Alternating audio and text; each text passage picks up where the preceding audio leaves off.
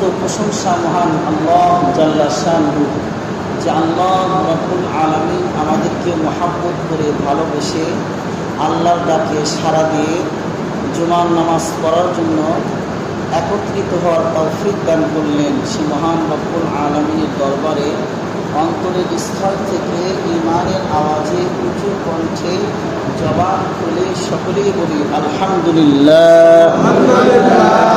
লক্ষ কোটি দরুদ ও সালাম বিশ্ব মানবতার কান্ডারি মুক্তির দূত রহমাতুল লিল আলামিন, যার আদর্শ ও তরিকার ভিতরে রয়েছে সমস্ত মানব জাতির কল্যাণ। সে মহান ব্যক্তির প্রতি অন্তরের স্থল থেকে উঁচু কণ্ঠে জবান খুলে মহাব্বতের সাথে ভালোবাসার সাথে ভক্তি করে সকলে সেই প্রিয় হাবিবের প্রতি, হাবিবুল্লাহের প্রতি দরুদের হাদিয়া পৌঁছে দেই। সকলেই বলি সাল্লাল্লাহু আলাইহি ওয়াসাল্লাম।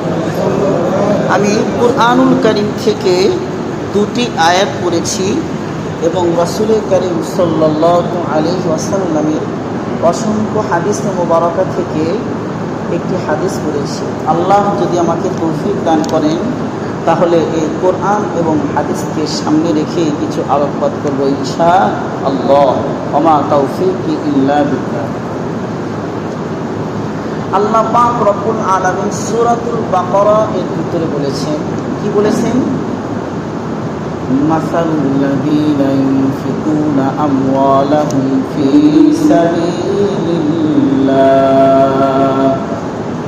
কামাসালি হাব্বাতিন আনবাতাত সাবআ সানাবিলা ফী কুল্লি সুনবুলাতিন মিআতু হাব্বা ওয়াল্লাহু ইউদাঈফু লিমান ইয়াশাউ ওয়াল্লাহু ওয়াসিউন আলীম। আল্লাহ পাক রব্বুল আলামিন কোরআন হাকিমের ভিতরে 4 নম্বর পারায় 1 নম্বর পৃষ্ঠায় বলেন, লান তানালুল বিররা হাত্তা তুনফিকু মিম্মা তুহিব্বুন। আল্লাহ পাক সূরাতুল মুনাফিকের ভিতরে বলেন, ওয়া আনফিকু মিম্মা রাযাকনাকুম মিন ক্বাবলি আন ইয়াতিয়াকুম আহাদাকুমুল মাউত। আল্লাহ আরাকাতের ভিতরে বলেন, মা আনফাকতুম মিন শাইইন ফাহুয়া ইখলিফু। আল্লাহ আরাকাতের ভিতরে বলেন, মান জাআ বিল হাসানাতি ফালাহু আশরু আমসাল। এভাবে অনেক আয়াত রয়েছে যে আয়াতের ভিতরে সমষ্টিগত আয়াতের দিকে যদি আমরা লক্ষ্য করি, আল্লাহ পাক তার বান্দাদেরকে বলতেছেন আল্লাহর রাহে দান করার জন্য। আল্লাহর রাহে আল্লাহর দেওয়া রিজিক, আল্লাহর দেওয়ার মাল থেকে, আল্লাহর দেওয়া মাল থেকে আল্লাহর রাহে দান করার জন্য আল্লাহ পাক রব্বুল আলামিন তার বান্দাদেরকে উৎসাহিত করেছেন। আল্লাহ 4 নম্বর পরে 1 নম্বর পৃষ্ঠায় বলেন, লান তানালুল বিররা হাত্তা তুনফিকু মিম্মা তুহিব্বুন। আল্লাহ তার বান্দাদেরকে লক্ষ্য করে বলতেছেন, হে আমার বান্দারা, তোমরা তোমাদের প্রিয় বস্তু যেটা সেটা তোমরা আল্লাহর রাস্তায় ব্যয় করো। আল্লাহ বলেন, ইন্নাল মুসাদ্দিকিনা ওয়াল মুসাদ্দিকাতি ওয়া আকরিদুল্লাহা করদান হাসানা। আল্লাহ পাক রব্বুল আলামিন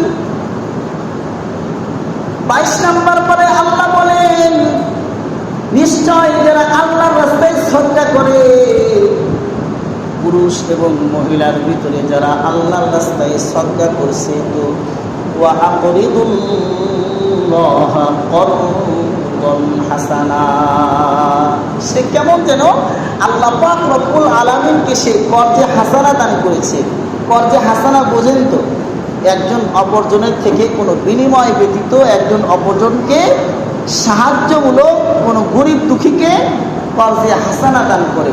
তো আল্লাহর রাস্তায় যারা দান করলো, আল্লাহ পাক রব্বুল আলামিন বলতেছেন, ওয়া আকরিদুল্লাহা করদান হাসানা, যারা আমি আল্লাহর রাস্তায় দান করলো সে আমি আল্লাহ পাক রব্বুল আলামিনকে কর্জে হাসানা দান করলো। সুবহানাল্লাহ। আর যে আমি আল্লাহ পাক রব্বুল আলামিনকে কর্জে হাসানা দান করলো, আল্লাহ আয়াতের ভিতরে বলতেছেন, লাহুম আজরুন কারীম, লাহুম আজরুহুম ইনদা রাব্বিহিম ওয়া লাহুম আজরুন কারীম। সুবহানাল্লাহ। আল্লাহ বলতেছেন যে আমি আল্লাহকে কর্জে হাসানা দান করলো, আমি আল্লাহ তাকে এর চেয়ে অনেক অনেক লক্ষ লক্ষ কোটি কোটি গুণ এই দানকে বৃদ্ধি করে আমি আল্লাহ তাকে পরকালে দেব। সুবহানাল্লাহ। এখানে সীমা বলে নাই। সূরাতুল বাকারার ভিতরে যদি আমরা লক্ষ্য করি, একাধিক ভিতরে আল্লাহ বলেন মা আনফাকতুম মিন শাইইন ফাহুয়া ইউখলিফু। আল্লাহ বলতেছেন যারা আমি আল্লাহর রাস্তায় দান করলো, আমি আল্লাহর সন্তুষ্টির জন্য, ফাহুয়া ইউখলিফু, আমি আল্লাহ তার পরিবর্তে উত্তম বদলা আমি তাকে দান করব। সুবহানাল্লাহ। আল্লাহ পাক রব্বুল আলামিন কোরআনে হাকিমের ভিতরে আরেক আয়াতের ভিতরে বলেন মান জাআ বিল হাসানাতি ফালাহু আশরু আমসালিহা, যে একটি নেক আমল করলো, এই কর্জে হাসানা আল্লাহকে দেওয়া বা আল্লাহর রাস্তায় দান করা, এটা একটা নেক আমল।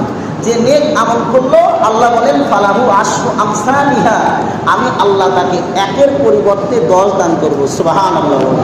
সূরাতুল বাকারার দিকে যদি আমরা লক্ষ্য করি, আল্লাহ পাক রব্বুল আলামিন সেখানে বলেন মাসালুল লাযীনা ইউনফিকুনা আমওয়ালাহুম ফি সাবিলিল্লাহ কামাসালি হাববাতিন আনবাতাত সাবআ সানাবিলা ফি কুল্লি সুম্বুলাতিন মিআতু হাব্বাহ। আল্লাহু আকবার বলেন।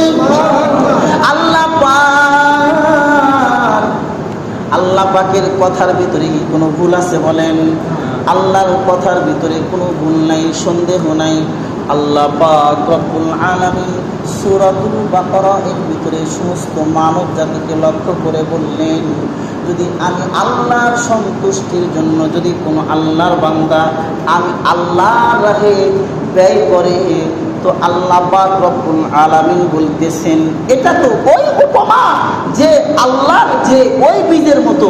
আল্লাহ বলতেছেন এটা তো ওই বীজের মতো যে একটা বীজ কেউ বপন করেছে, সেই বীজের একটা বীজের পরিবর্তে আল্লাহ 7টা শীষ দান করছে, আর প্রত্যেকটি শীষে আল্লাহ পাক রব্বুল আলামিন 100 করে দানা দান করছে। এখান থেকে বোঝা যায় আল্লাহর রাস্তায় 1 টাকা দান করলে আল্লাহ 700 টাকা দান করার সওয়াব দান করে দেয়। সুবহানাল্লাহ। এভাবে আল্লাহ পাক রব্বুল আলামিন কোরআনে হাকিমের ভিতরে, এছাড়াও সূরাতুল মুনাফিকের ভিতরে আল্লাহ পাক রব্বুল আলামিন সমস্ত মুসলমান ইমানদার বান্দাদেরকে লক্ষ্য করে বলতেছেন ওয়া আনফিকু মিম্মা রাযাকনাকুম মিন ক্বাবলি আন ইয়াতি। আল্লাহ বলতেছেন ওয়া আনফিকু মিম্মা রাযাকনাকুম, হে আমার বান্দারা, আমি আল্লাহ যে তোমাদেরকে রিজিক দিয়েছি, এগুলো তো আমি আল্লাহর, মালিক ইয়াউমিদ্দিন। এর তাফসীর করেছে তাফসীরে মারিফুল কুরআন বলেন, তাফসীর ইবনে কাসির বলেন, তাফসীরে জালালাইন বলেন, যত তাফসীর আছে মালিক ইয়াউমিদ্দিনের তাফসীর দেখেন, ওখানে তাফসীর কারকরা তাফসীর করেছেন। কি তাফসীর করেছেন? যে এই সমস্ত বান্দাদেরকে যে আমি আল্লাহ জমিন, ধন দৌলত যা কিছু দিয়েছি, এটা তো মূলত আমি আল্লাহ তাদেরকে কিছুদিনের জন্য ক্ষণস্থায়ী মালিকানা দিয়েছি। এই সমস্ত প্রকার মালিকানা একমাত্র আমি আল্লাহ। এখনো আমি আল্লাহ, তখনও আমি আল্লাহ, তখনও আমি আল্লাহ ছিল, এখনো আমি আল্লাহ, পরেও আমি আল্লাহর হয়ে যাবে। এখন তো শুধুমাত্র মানুষকে ক্ষণস্থায়ী মালিকানা দিয়েছে এটা ব্যবহার করার জন্য। এই জন্যই তো আল্লাহ রাসূল সাল্লাল্লাহু আলাইহি ওয়াসাল্লাম হাদিসের ভিতরে বলেছেন যে বান্দা যা খেয়েছে এবং যা পরিধান করেছে এবং যা আল্লাহর রাস্তায় ব্যয় করেছে, এটাই শুধু বান্দার। শেখ সাদী রহমাতুল্লাহ আলাইহি এই কথাই বলেছেন, তুমি যা খেয়েছো এবং যা আল্লাহর রাহে দান করেছেন এটাই আপনার, আর সব কিছু আপনার নয়। ভবিষ্যৎ প্রজন্মে যারা আসবে এরাও আল্লাহর মালিকানাধীন জিনিসকে তারা ক্ষণস্থায়ী মালিকানা হিসাবে ব্যবহার করে যাবে। মূলত সমস্ত কিছুর মালিকানা যার, তিনি হলেন আল্লাহ। আল্লাহ পাক রব্বুল আলামিন সূরাতুল মুনাফিকের ভিতরে বলতেছেন ওয়ানফিকু মিম্মা রাযাকনাকুম মিন ক্বাবলি আন ইয়াতিয়াকুমুল মাউত পাক রব্বুল আলামিন কোরআনে হাকিমের ভিতরে বলেছেন ওয়া আনফিকু মিম্মা, কোন শিব আছে না, ওয়া আনফিকু মিম্মা রাযাকনাকুম মিন ক্বাবলি আন ইয়াতিয়াকুমুল মাউত। আল্লাহ পাক রব্বুল আলামিন তার সমস্ত বান্দাদেরকে লক্ষ্য করে আল্লাহ পাক রব্বুল আলামিন বলতেছেন মিম্মা রাযাকনাকুম মিন ক্বাবলি আন ইয়াতিয়াকুমুল মাউত। আল্লাহ পাক রব্বুল আলামিন সূরাতুল মুনাফিকের ভিতরে সমস্ত মুসলমানদেরকে লক্ষ্য করে আল্লাহ পাক রব্বুল আলামিন বলতেছেন, কি বলতেছেন?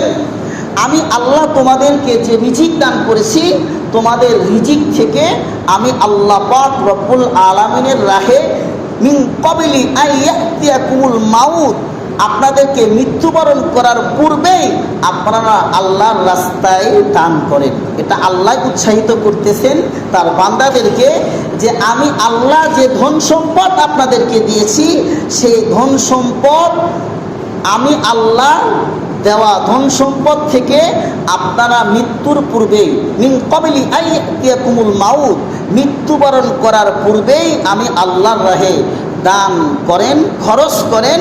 কারণ যখন বান্দা মৃত্যুবরণ করবে তারা কি বলবে?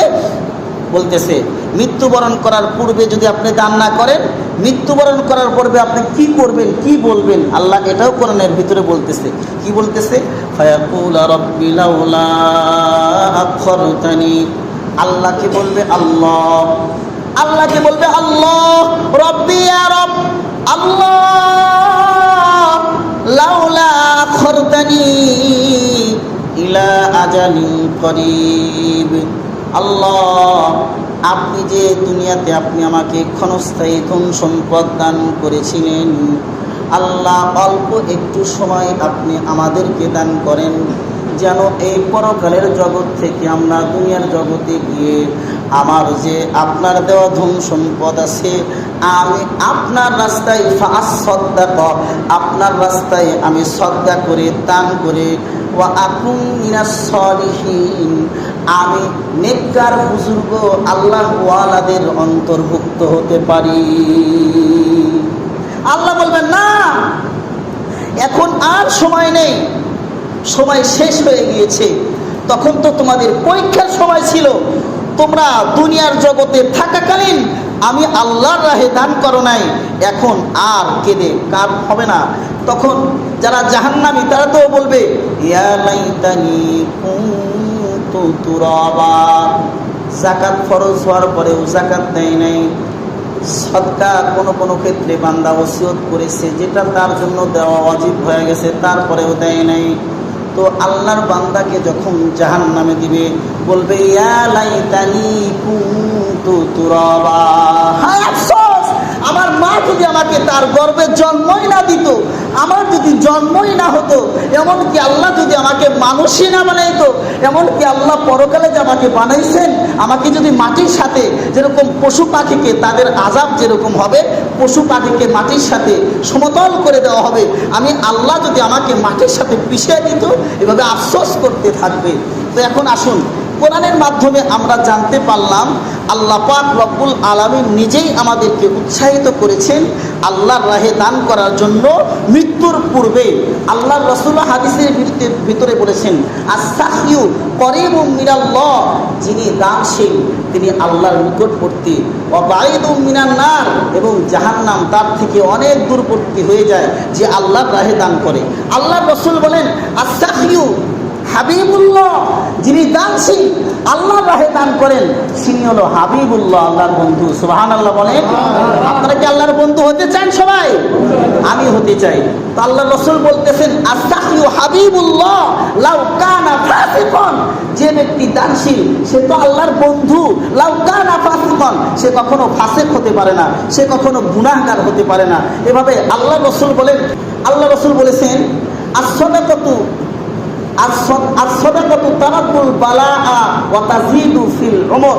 আল্লাহ রাসূল বলেন যে সাদাকা সমস্ত প্রকার বালা মুসিবত থেকে বান্দাকে হেফাজত করে। সুবহানাল্লাহ বলেন। ওয়া তাযীদু ফিল উমর, এবং তার বয়সের ভিতরে আল্লাহ এই সদকার কারণে আল্লাহ তার বয়সের ভিতরে আল্লাহ বরকত দান করে। এবং সদকার সম্পর্কে মুসলিম শরীফের ভিতরেও আল্লাহ রাসূল সাল্লাল্লাহু আলাইহি ওয়াসাল্লাম বলেছেন, কি বলেছেন? আন আবি হুরায়রা রাদিয়াল্লাহু তাআলা আনহু قال قال رسول الله صلى الله عليه وسلم, আল্লাহ রাসূল বলেছেন, ইদা মাতাল ইনসান, মানুষ যখন মারা যায়, ইনকাতা আনহু আমালুহু, তার সমস্ত আমলের দরজা বন্ধ হয়ে যায়। বান্দা মারা যাওয়ার পরেও যদি তার আমল সামনে পৃথিবীতে জারি রাখতে চায়, তার আমল যদি পৃথিবীতে জারি থাকুক বান্দা চায়, আল্লাহ রাসূল সাল্লাল্লাহু আলাইহি ওয়াসাল্লাম বলেছেন, ইল্লা মিন সাদাকাতিন ইল্লা মিন সালাসাতিন, এমন তিনটা আমল রয়েছে বান্দা যদি করে তো আল্লাহ পাক রব্বুল আলামিনের বান্দা দুনিয়ায় থেকে পরকালের জগতে যাওয়ার পরেও তার আমলনামায় তার আমলের সব তার অ্যাকাউন্টে জমা হতেই থাকবে। আল্লাহ রাসূল বলেন, মানুষ যখন মারা যায় তার সমস্ত আমলের দরজা বন্ধ হয়ে যায়, তবে ইল্লা মিন সালাসাতিন ইল্লা মিন সাদাকাতিন, যে আল্লাহর রাহে সদকা করেছে, যে মসজিদ নির্মাণ করেছে, যে মাদ্রাসা নির্মাণ করেছে, যে পুকুর খনন করে দিয়েছে, যে পুকুর থেকে মানুষ উপকার হাসিল করে, আল্লাহ রাসূল বলেন যতদিন পর্যন্ত এই মসজিদ থাকবে, যতদিন পর্যন্ত এই মাদ্রাসা থাকবে, মাদ্রাসা থেকে যারা ইলম অর্জন করেছে তারা যতদিন পর্যন্ত মানুষকে ইলম বিস্তার লাভ করতে থাকবে, যতদিন পর্যন্ত এই মসজিদ থেকে কোরআন হাদিসের কথা শুনে যতদিন পর্যন্ত মানুষ আমল করবে, আল্লাহ রাসূল বলেন এই ব্যক্তি দুনিয়ায় থাকবে না, তো তার এই যে মসজিদ নির্মাণ করেছে এই মসজিদে যতদিন পর্যন্ত আমল হবে, যতদিন পর্যন্ত আমল হবে ততদিন পর্যন্ত তার আমলের অ্যাকাউন্টে নেকি জমতে থাকবে। সুবহানাল্লাহ। তিনটা বিষয়কে আল্লাহ রাসূল সদকায়ে জারিয়া বলেছে। আমি একটাই বললাম, তাহলে সদকা এমন একটা জিনিস যে সদকা দান আল্লাহর রাহে করলে মসজিদে দান করলে আল্লাহর থেকে এবং রাসূল থেকে জানা যায় যে সদকা সমস্ত প্রকার বালা এবং মুসিবত, সমস্ত প্রকার বালা মুসিবত থেকে আল্লাহ তাকে হেফাজত করে। এরকম অনেক ঘটনা রয়েছে হাদিসের ভিতরে, সময়ও শেষের দিকে। ঘটনাটা একটা বলি, হযরত ঈসা পয়গম্বরের জামানায় এক ধোপা ছিল। আপনারা শুনছেন কিনা ঘটনাটা? ওই ধোপা খুবই খারাপ ছিল। উনি ছিল একজন জালেম। সমাজে অনেক জালেম থাকে, তো ওই ধোপা ছিল অনেক জালেম। হযরত ঈসা আলাইহিস সালামকে সমস্ত মানুষ, গ্রাম্য ব্যক্তি সবাই একত্রিত হয়ে বলতেছে, ঈসা আলাইহিস সালাম এত বড় জালেম, আপনি আল্লাহর কাছে দোয়া করেন যেন এই জালেমের হাত থেকে আমরা আমরা মাজলুম হয়ে আপনার কাছে ফরিয়াদ করতেছি, আপনি আল্লাহর কাছে এই ব্যক্তির জন্য বদদোয়া করে তাকে দুনিয়া থেকে চিরদিনের জন্য বিদায় করে দেন।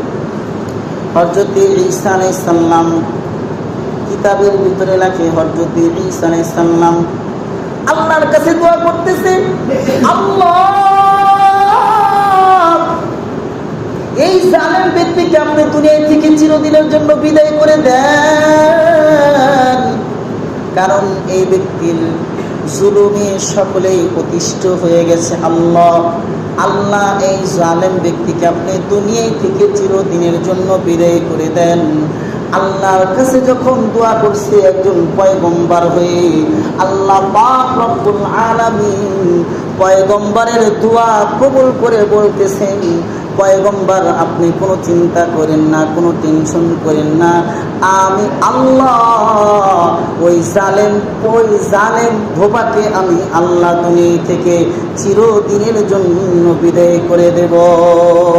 তো ধোপা তার কাজ তো কাপড় চোপড় ধোয়া, উনি কাপড় চোপড় ধোয়ার জন্য মানুষ তার কাছে কাপড় চোপড় দিয়েছে, কাপড়ের ভিতরে পরিবর্তন করে দেয়, একজনের কাপড় অপরজনকে দিয়ে দেয়, এটাও তার স্বভাব ছিল।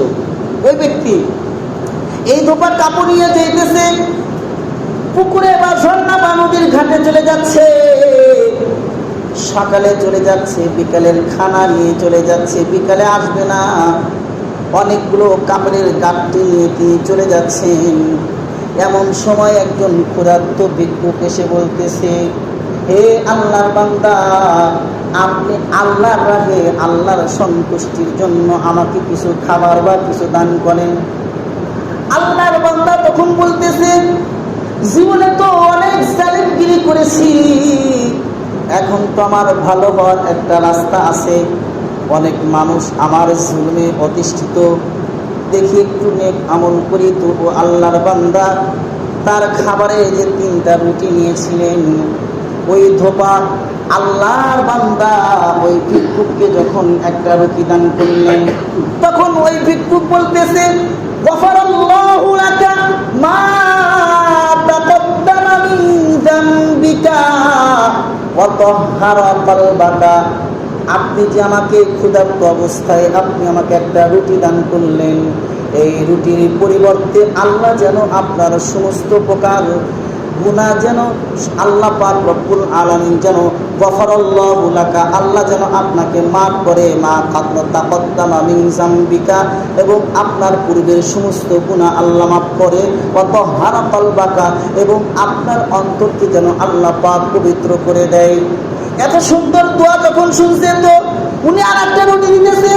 আরেকটা রুটি যখন দিছে, তখন ভিক্ষুক বলতেছে, গফারাল্লাহু লাকা মা তাকদ্দামা মিন যামবিকা ওয়া মা তাআখারা, আল্লাহ যেন আপনাকে এবং আপনার পূর্বে এবং পরের সমস্ত প্রকার গুনাহ মাফ করে।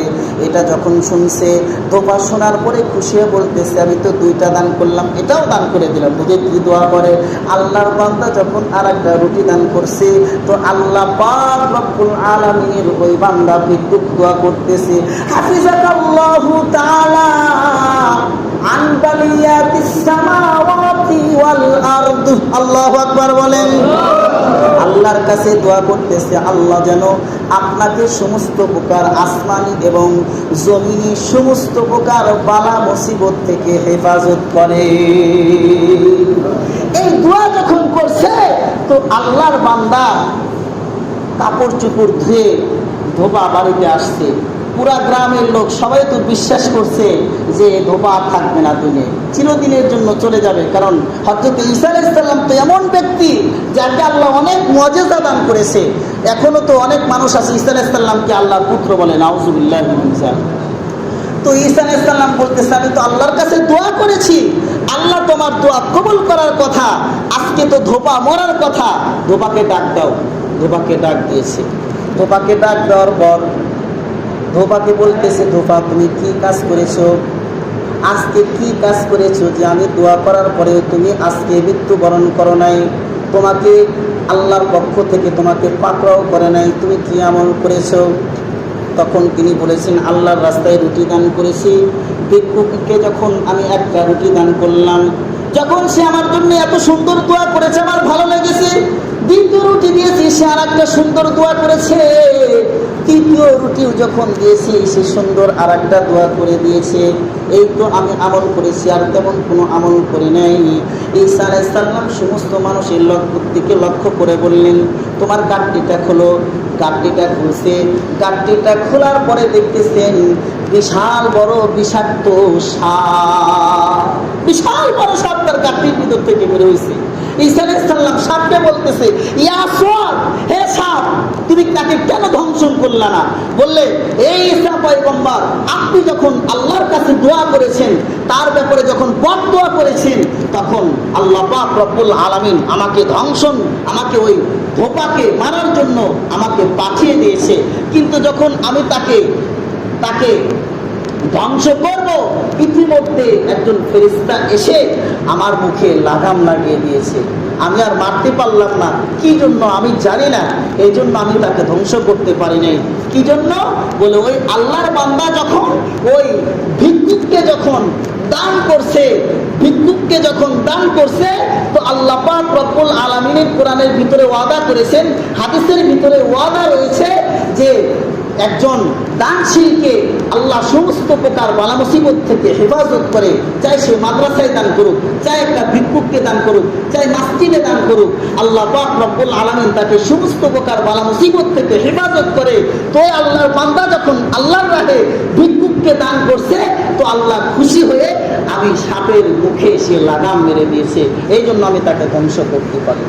তো এই ঘটনা থেকে এবং কোরআন এবং হাদিস থেকে আমরা জানতে পারলাম যে আল্লাহর রাহে আমাদেরকে দান করতে হবে। এই যে আপনাদের মসজিদ,